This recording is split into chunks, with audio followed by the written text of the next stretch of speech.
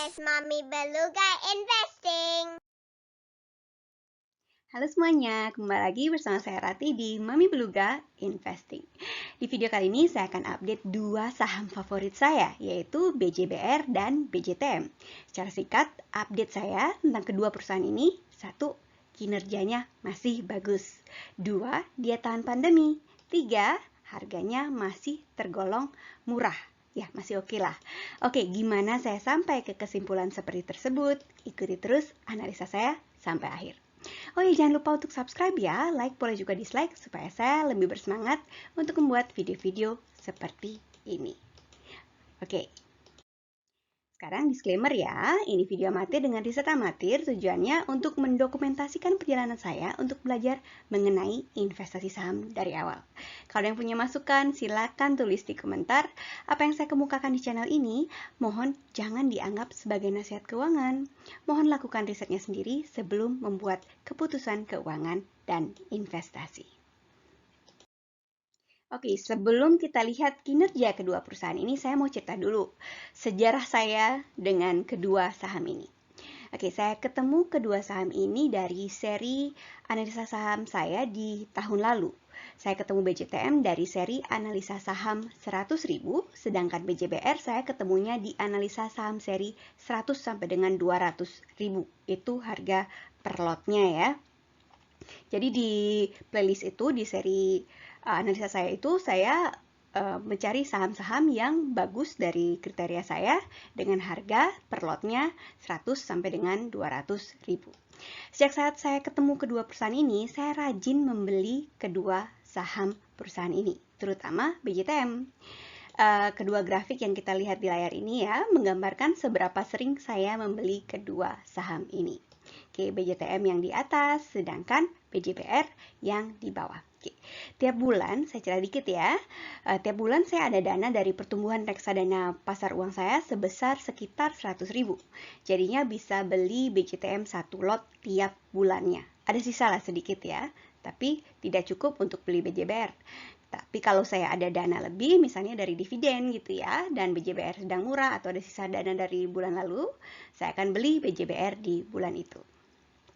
Nah, sekarang saya cerita apa tujuan saya untuk membuat analisa kali ini, yaitu untuk menjawab pertanyaan saya, apa saya perlu lanjut ya, apa BJBR dan BJTM masih layak untuk saya tabung ya, beli tiap bulan seperti bulan-bulan sebelumnya.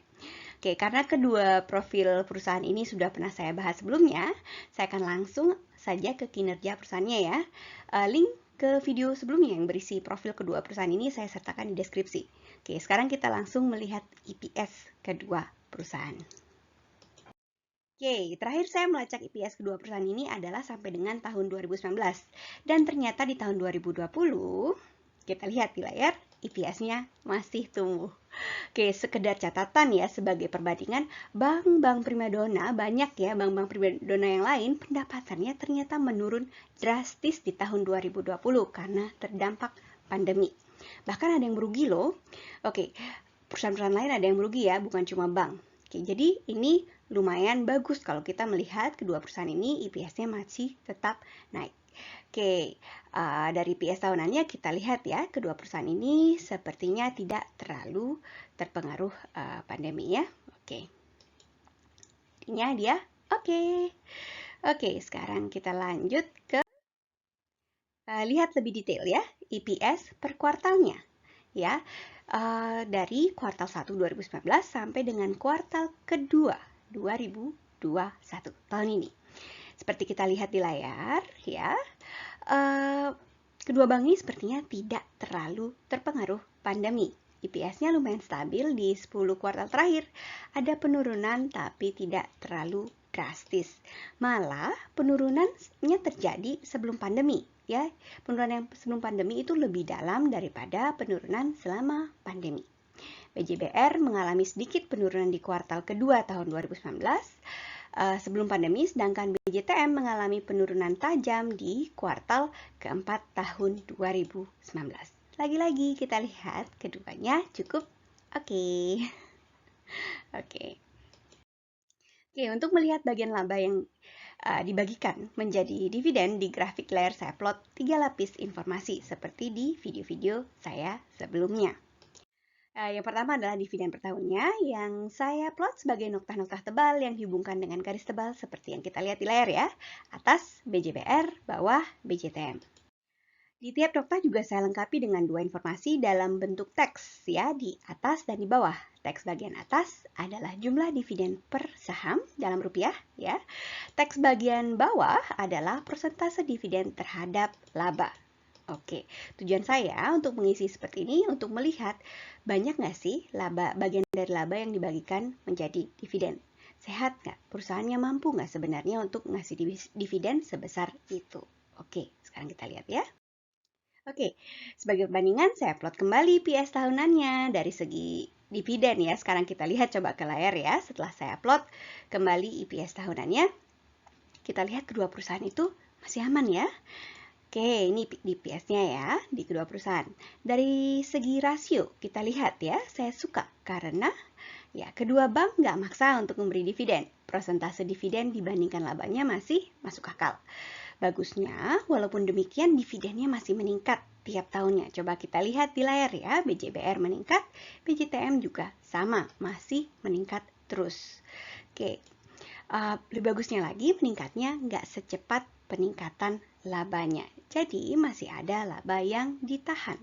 Walaupun kita juga sudah merasakan bahwa dividennya meningkat terus. Jadi lagi-lagi oke. Oke, sekarang kita lihat di layar ya. Ini hal yang cukup baru untuk video berbahasa Indonesia saya ya. Melacak pergerakan dividen yield. Dividen yield adalah persentase dividen dibandingkan dengan harga saham. Yield ini bisa dipakai sebagai patokan perbandingan misalnya lebih menguntungkan mana, taruh uang kita di saham atau di tempat lain ya, misalnya deposito. Oke, kita lihat di layar ya. Di plot ini di layar, tiap noktah menandakan yield rata-rata dalam setahunnya. Dan harga saham setahun itu naik turun ya, seperti yang kita tahu. Kadang naik turunnya lumayan jauh, kadang enggak. Jadi tiap noktah itu ada garis vertikal ini, seperti yang kita lihat di layar ya.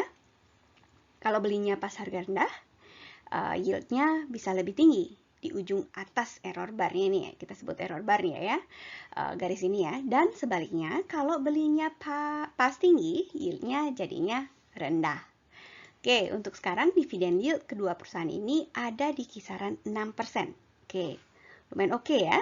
Yang menurut saya cukup bagus. Deposito sendiri banyak yang sudah di 4%-an bahkan kurang ya. Oke, jadi dari sisi dividen yield kedua perusahaan ini masih oke.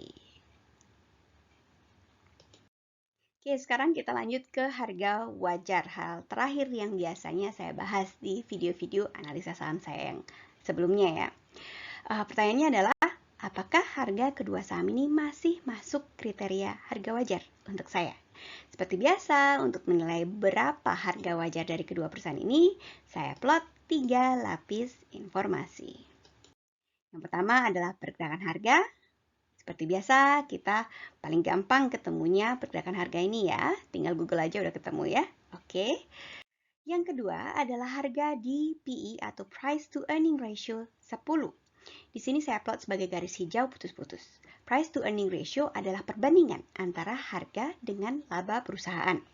Kasarnya angka di Price Earning Ratio 10 itu adalah harga sahamnya 10 kali lipat dari labanya di tahun tersebut. Dengan PE ratio 10 itu, saya berharap akan balik modal, akan mungkin ya bisa balik modal dalam waktu 10 tahun. Secara konservatif, saya anggap harga di bawah PE 10 itu sebagai murah atau layak beli ya. Oke, yang informasi ketiga adalah harga di PE ratio 15. Saya plot sebagai garis kuning putus-putus seperti yang kita lihat di layar. Saya anggap perusahaan sudah mahal kalau harga sahamnya di atas garis kuning ini. Keempat adalah harga di PE rasio 20. Saya plot sebagai garis merah putus-putus. Saya anggap harga saham sangat mahal banget, udah kemahalan ya kalau ada di atas garis merah putus-putus ini. Sekilas, oke, kita lihat layar, kedua saham ini masih murah dari ukuran saya. Jadi, saya masih semangat untuk nabung kedua perusahaan ini, nabung saham kedua perusahaan ini. Oke, rata-rata resistensinya malah ada di PI rasio 5 ya, seperti yang di layar yang saya tambahkan lagi di sini. Nggak cuma sampai di PI rasio 10, tapi saya tambahkan juga garis di PI rasio 5. Oke, sekarang untuk harga wajar ya. Jadi kalau untuk harga wajar, saya masih semangat beli kedua saham ini kalau dia masih di bawah Rp1.874 untuk BJBR dan Rp1.070 untuk BJTM. Kedua itu harga di PI rasio 10 ya. Tapi kalau mau yield yang lebih besar, oke, siap-siap untuk beli di Rp937 untuk BJPR dan Rp535 untuk BJTM. Itu harga di PI rasio 5 ya. Oke, sekarang harga per sekarang ya, per tanggal 27 Agustus 2021 pada saat video ini disiapkan, BJBR ada di angka Rp1.225. Jadi masih oke ya, masih di dalam kisaran itu. Walau nggak murah-murah amat. Oke, sedangkan BJTM ada di angka Rp700. Sama juga, masih oke, walau nggak murah-murah amat. Oke. Jadi oke gitu ya. Kesimpulan saya untuk kedua perusahaan ini adalah oke, seperti yang kita lihat di lebah-lebah yang 4 di bawah ini ya. Saya kan masih lanjut beli, labanya meningkat. Nggak maksa ngasih dividen, tapi jumlahnya masih cukup besar kalau dibandingkan dengan deposito. Terus juga kita lihat harganya nggak terlalu murah. Semoga aja nggak ada yang iseng terus pom-pom harga sahamnya ya sampai naik drastis dan jadi kemahalan. Oke, kesimpulan saya sekarang. Oke, saya lanjut karena masih oke, simpel banget ya. Seperti yang saya sebut di slide sebelumnya, labanya meningkat, nggak maksa ngasih dividen, tapi jumlahnya masih cukup besar kalau dibandingkan dengan deposito. Terus juga harganya nggak terlalu mahal. Jadi pertanyaan saya sudah terjawab. Apa saya perlu lanjut, masih bisa lanjut untuk nabung saham di kedua saham ini ya? Oke, jawaban saya masih lanjut karena masih oke. Oke, sekian video saya kali ini. Ikuti terus perjalanan saya untuk investasi ya. Kalau ada request analisa saham perusahaan, boleh tulis di kolom komentar. Akan saya usahakan sandingkan dengan saham di satu sektor. Tapi mungkin makan waktu lebih lama karena saya perlu waktu untuk ngumpulin datanya satu-satu ya dan bikin analisanya. Oke, sekian dulu ya. Bye.